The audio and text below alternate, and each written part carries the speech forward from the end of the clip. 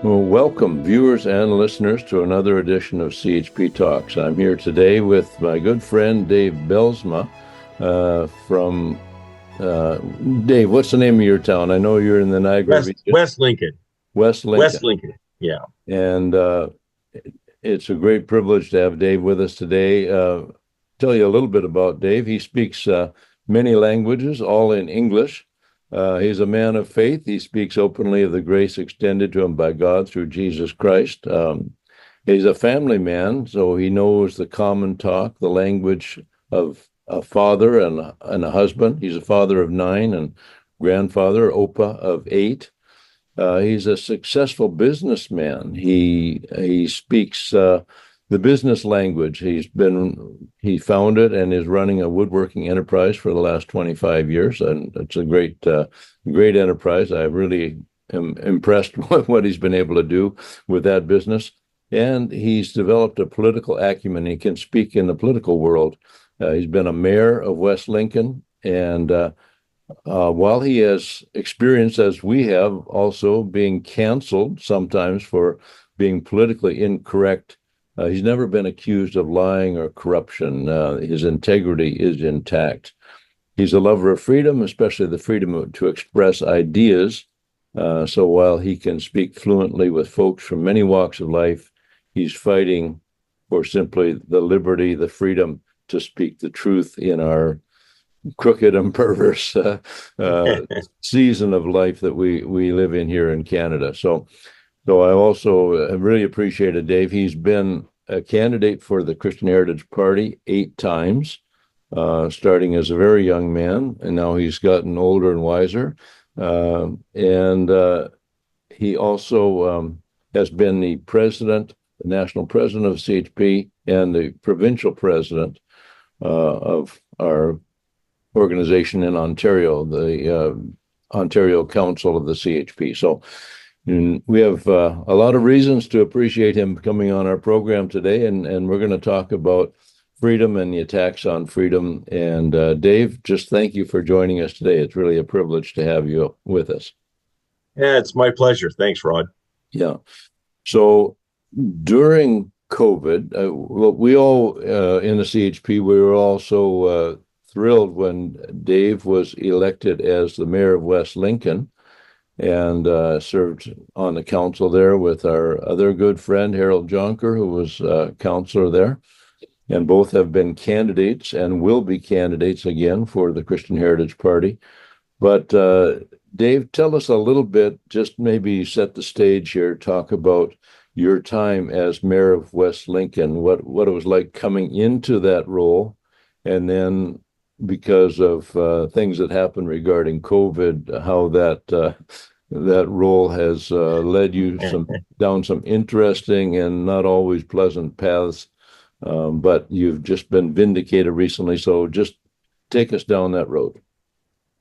So 2014, I had the opportunity. There was a local issue that came up, largely stemming actually around the wind turbines, which I would say that there's strong connections to the force and policy making behind the wind turbines that we also see running parallel to some of the other events about our health and the radical climate change and things. But an issue came up locally where these things were being imposed. I was part of an organization that was petitioning council to act wisely and to fight for the residents of West Lincoln, where we were being kind of overwhelmed with kind of a global, multinational corporations coming in.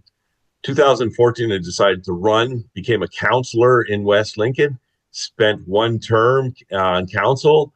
It was an eye-opening one, just looking at the way that events and decisions, policies were being made. Started to really disagree with the mayor of the town at the time. Decided to throw my hat in the ring for mayor, and we had plenty of wedges between the two of us. One in particular was the a community center, very extravagant expense for our small community. He had big visions. I called for more restraint, fiscal restraints, and more responsibility in terms of the planning process. That resonated with the folks, and so in 2018, believe the end of October. I think it's the end of October 2018. So jumping, that's already 6 years ago.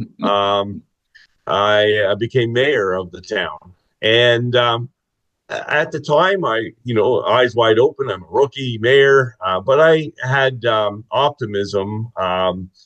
First of all, as a man who was very widely understood to be a Christian man, a principled man, I've run in this EDA many, many times.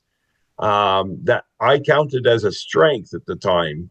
Many people said at the time, well, they didn't agree with my beliefs, but they thought I was a man of integrity, and became mayor. And I thought, you know what? The community's conservative. I could be a mayor for a substantially long time.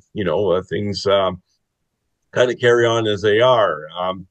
Unfortunately, COVID hit. Yeah. So 2 years into my term, or a year and a half into my term, this phenomenon called COVID hit. And of course, that rocked the world.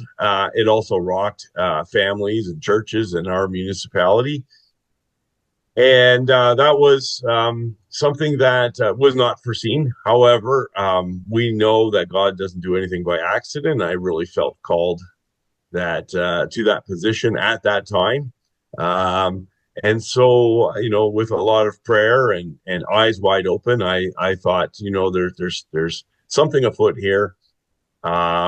Let's act with integrity in this position.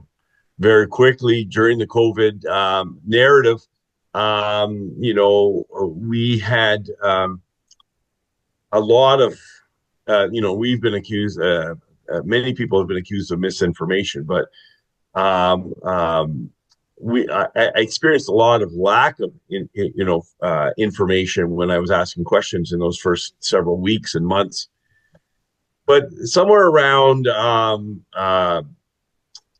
Thanksgiving, just after Thanksgiving in 2020, I was in a particular meeting where the mayors, there's 12 mayors in the region. We were having a meeting, and they were discussing about how they were going to cancel Christmas. And I had merely suggested the fact that I said, the people are afraid. They've been petrified for months. There's a lot of anxiety. Perhaps we should start encouraging people to, take care of themselves, get a good night's rest. We're getting back into flu season. Excuse me. That was a little bit of the zeitgeist, and that things were going to ramp up, and so if people took care of themselves, maybe lost a little bit of weight, and did some exercise, got some fresh air, and ate wholesome foods from scratch, maybe we would be more resilient as a culture. That should be our messaging. And that was so quickly shot down. They traded that message for more fear and more separation. And at that point, I really started to part ways and recognize that this was a power play. I had my suspicions before, but when I suggested that, hey, maybe if health was really the key, then my message would have been very appropriate to send out to the folks of our local area. Fast forward to April 2021. Set the stage. The vaccines have been rolled out for about 3 months. Most of the long-term care home residents had received one. Most of them had received 2 doses. Frontline workers had all been able to get their first dose, and many of them their second dose. So those most vulnerable parts of society, and again, I'm speaking the narrative, they were covered.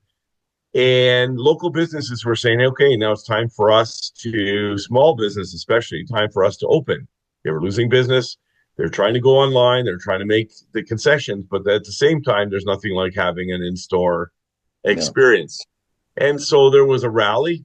I spoke at that rally. I was asked to speak at that rally because I had already developed a bit of a reputation for asking tough questions of the narrative. And I spoke at that rally and encouraged people to not be motivated by fear, but to, advocate for small business. We marched. It was a beautiful April day. The sun was shining. It was, I think it got up to 18 degrees, which is one of those nice early spring days. Everybody was in a glorious mood. We walked, I think, about 4 or 5 miles to a second business and concluded the rally. It was a very positive experience. I think the numbers were 5,000 or 7,000 people walked with the full protection of the NRP. They were there at all the intersections, so we could walk through down some main streets in St. Catharines.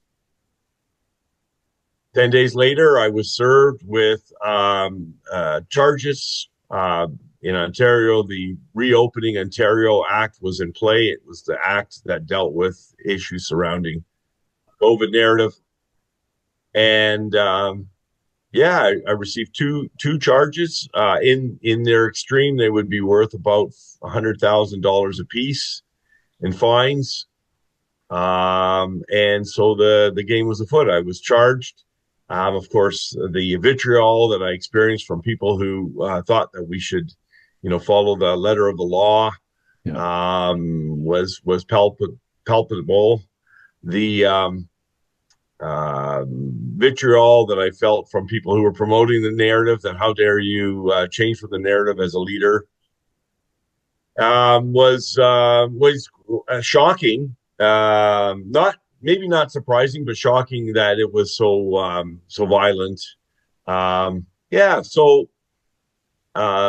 3.5 years later, let's maybe get to the end of the story, but 3.5 years later, after multiple court appearances and various offers, I might add, they offered at one point to, if I pled guilty and I could just get off with $2,000 in fines if I pled guilty. And I really never wanted to plead guilty. I wanted to represent our fundamental constitutional rights, freedom of expression, freedom of assembly, those kind of things. I think that they were largely trounced, and we can talk ad nauseum about the many ways that they were.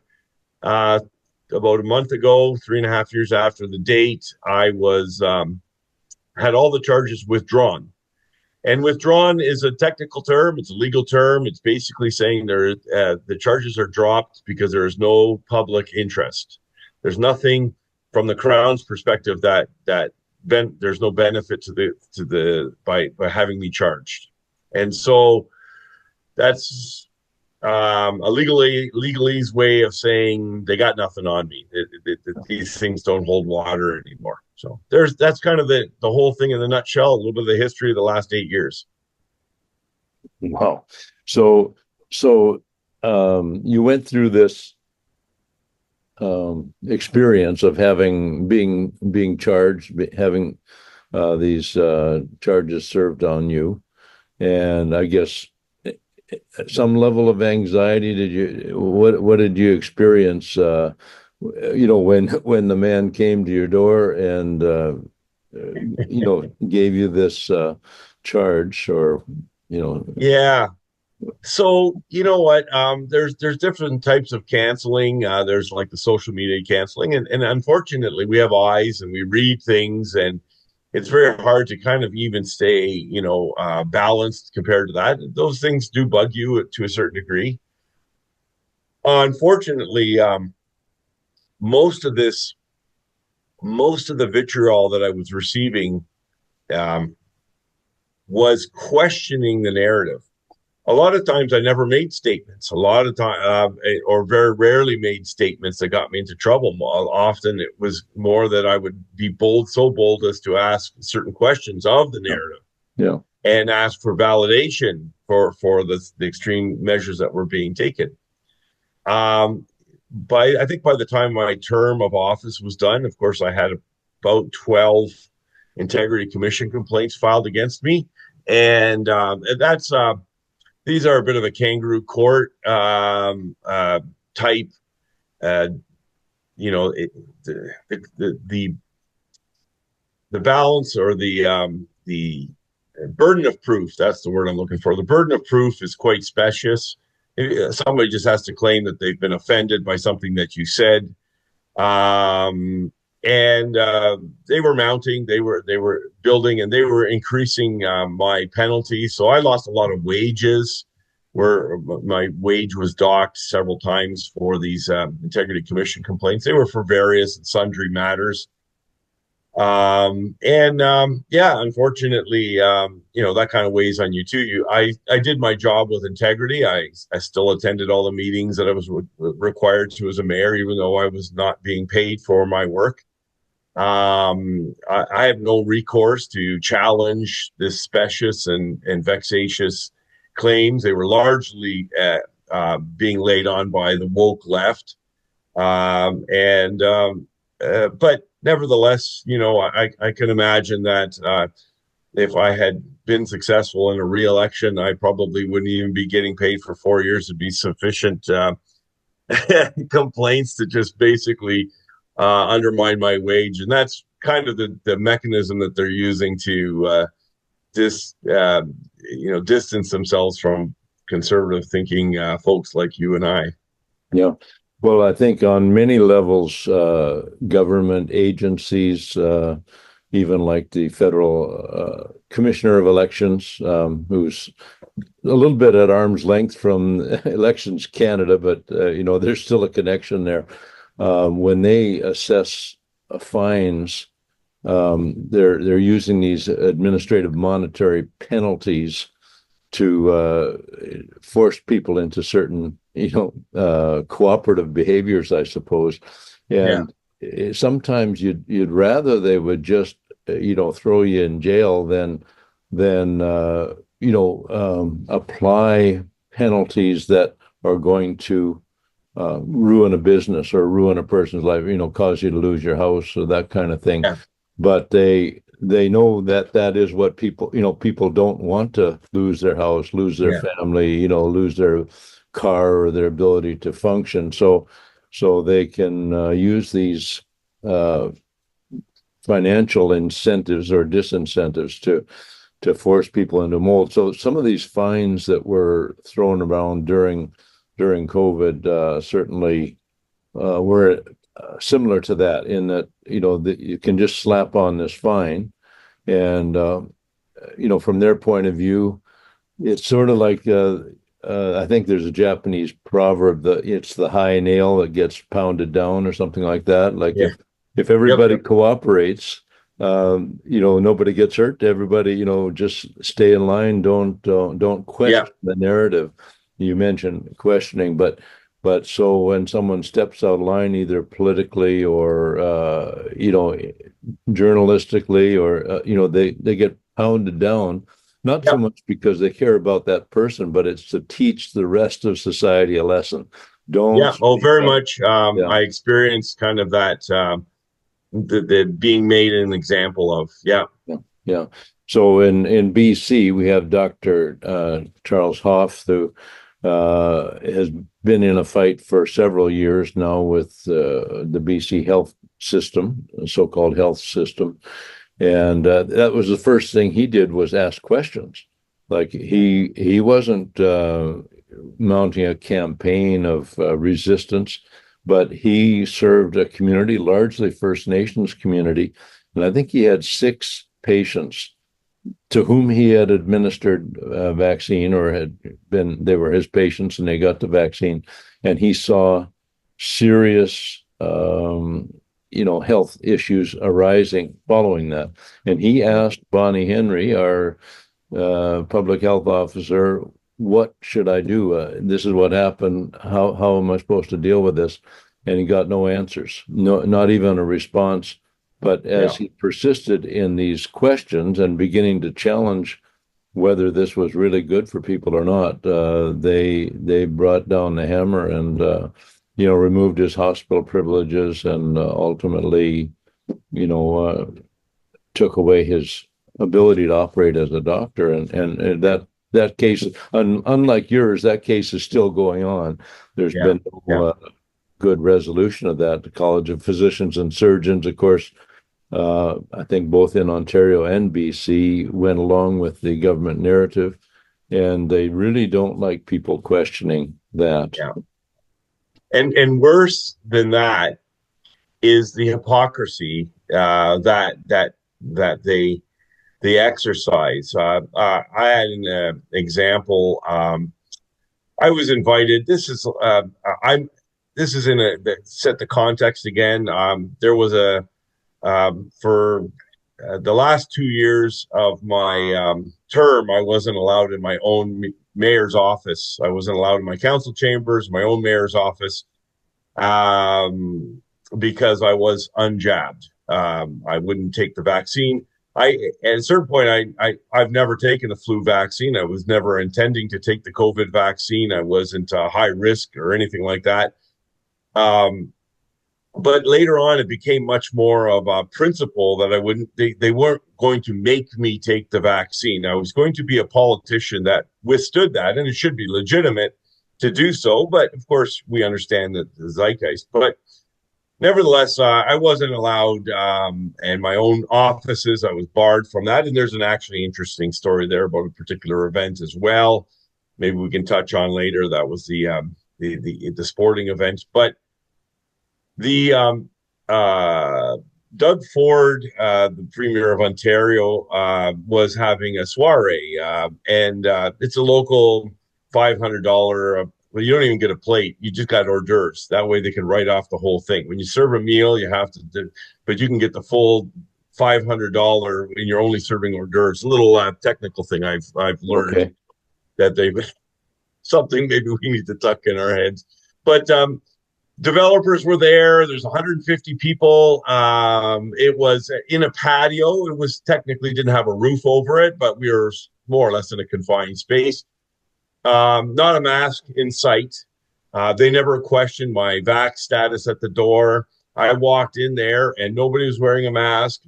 They were all arm in arm taking pictures with the Premier. The Attorney General was there, Doug Downey at the time. Minister of Municipal Affairs and Housing, Steve Clark, was there. The Minister of Tourism was there. The Minister of Agriculture was there. So 4 members, significant members of the cabinet and the Premier were all in attendance of this thing. And they were mixing and hearing from, quote unquote, their group. There were 3 other mayors there as well. And oddly enough, there was a mayor here who very consistently wore her mask for all the functions, but she walked 5 feet inside that door, realized she'd be the only one wearing the mask, and that mask was very quickly shoved into her pocket, and she didn't want to look like an outcast in that midst too. Wow. This is the same time that churches in our region are still closed for worship. No.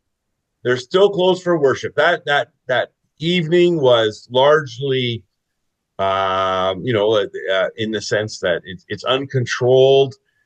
People came from all walks of life, but your church is your church family. There was a lot of contact tracing that can be done if you want to use the narrative.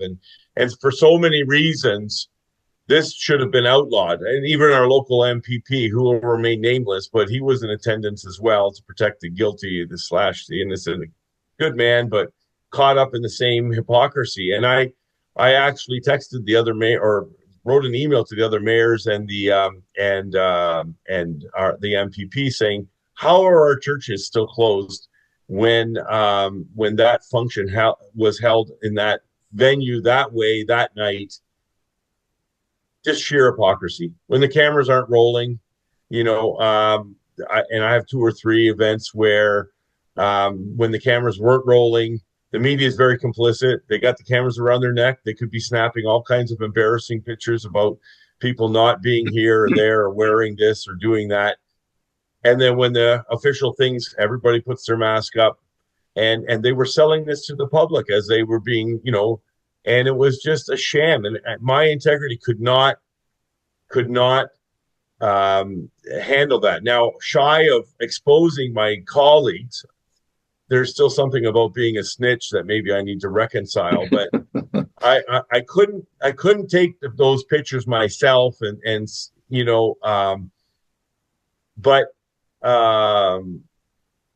was lambasted for kind of showing hypocrisy in certain photo ops and stuff like that, where I refused to wear the face mask. And yeah, that was we are being truly governed by cowardice, Yeah. because and the narrative presses that.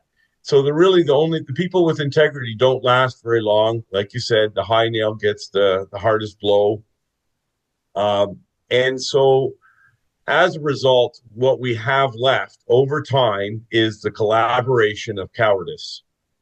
Yeah. It's the collaboration of cowardice. It's really, municipally speaking, federally speaking, provincially speaking, the only people that survive that are the ones that keep their eyes low, averted, and don't ask the serious questions. Follow the narrative, follow staff, follow the advice of the NGOs and yeah. So we had a similar situation, like when you mentioned that you weren't allowed in your mayor's office, like that is so ridiculous. But Barry Neufeld, our friend who was, I believe, a school trustee for, I think it was 25 years, but when he took took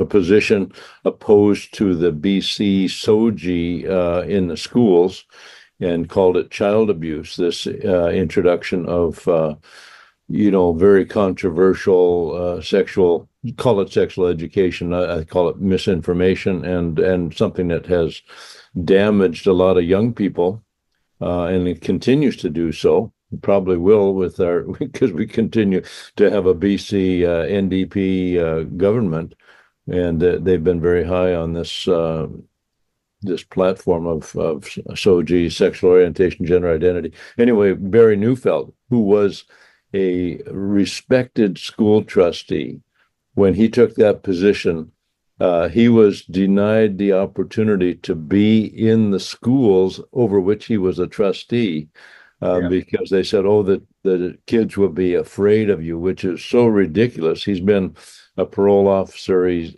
got a heart for children. He's trying to defend them from this mental and emotional abuse, and then he's denied even the opportunity Persona non grata.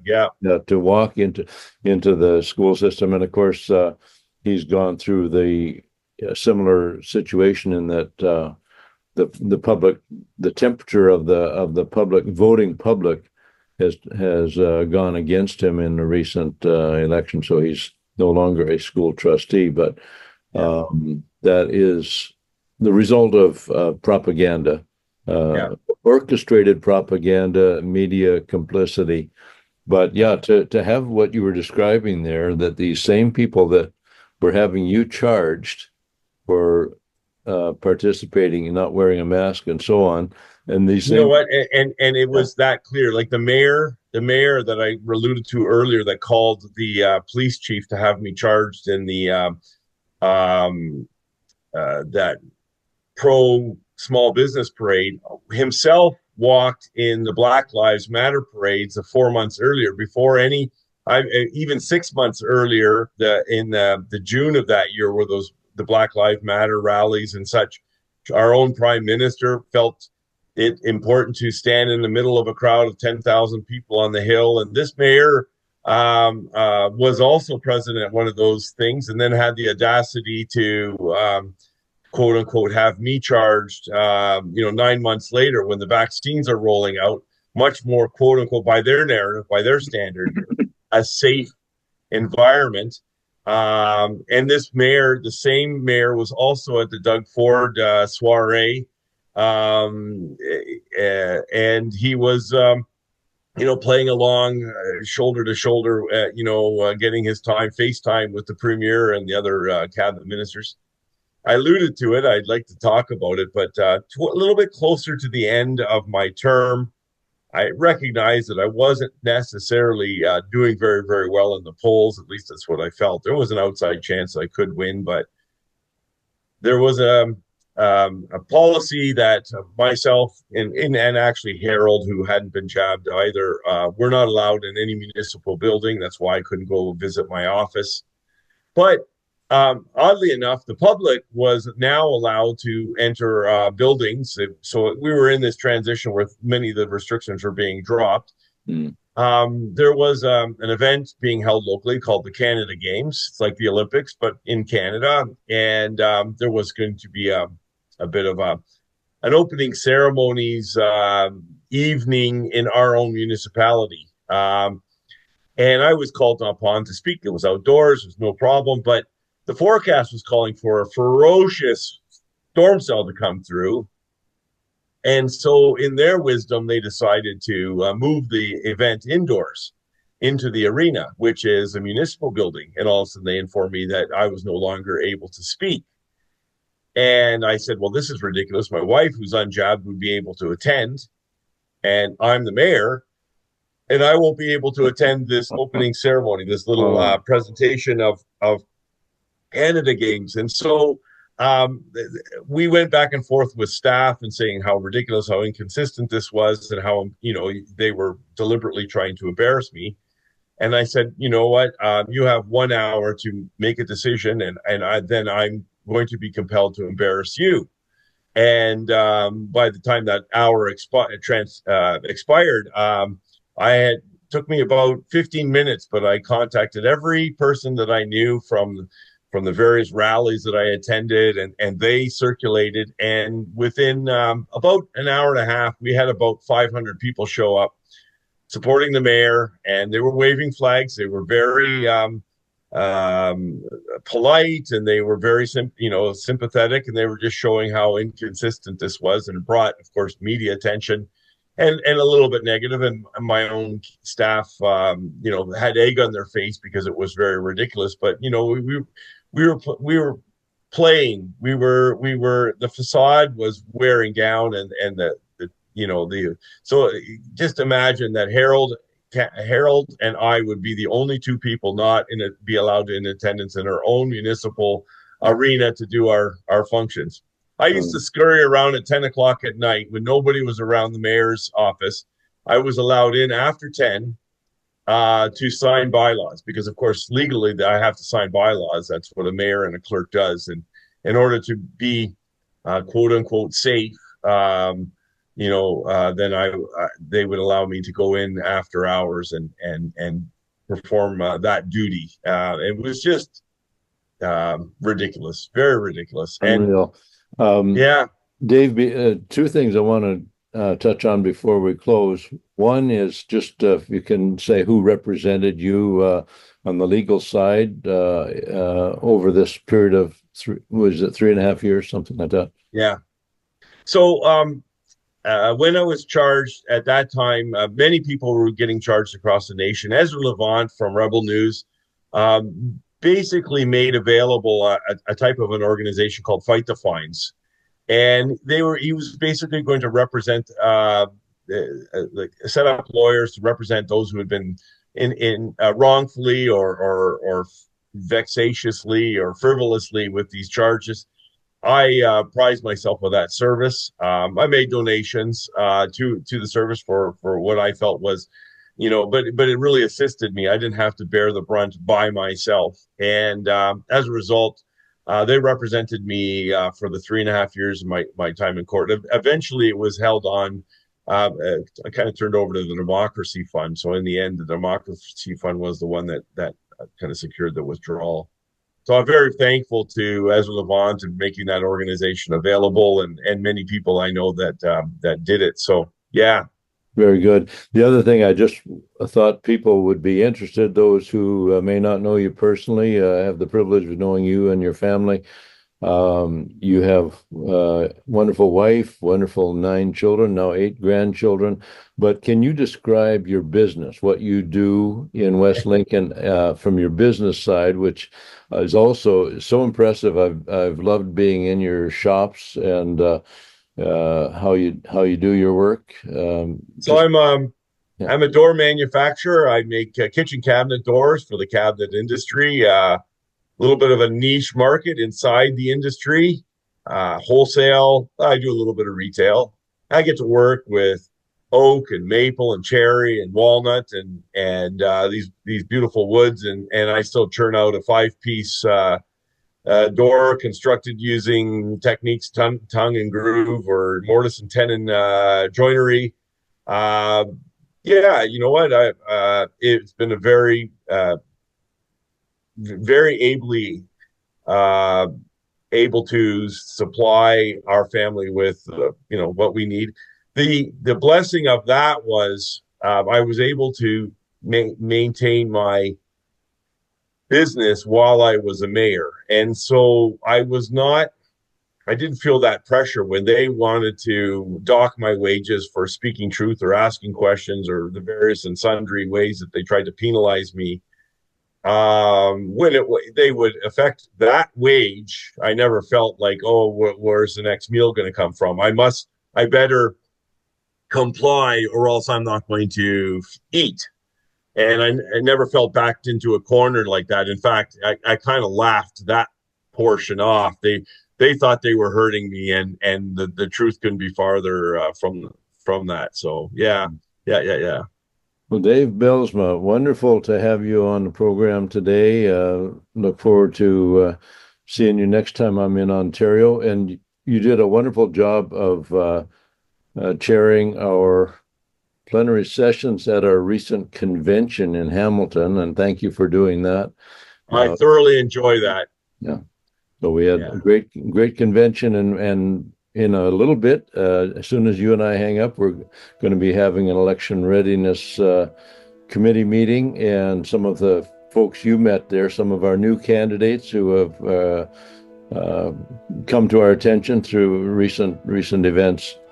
Some were at that convention, and so we're looking forward. We're not sure when this next election is going to be, Dave, but we're getting ready, and look forward to having you on the team during that time as well. Thank you, Rod. Always a pleasure, and I want you to know that we pray for you and for Vicky and for the staff and for the CHP every night in our prayers.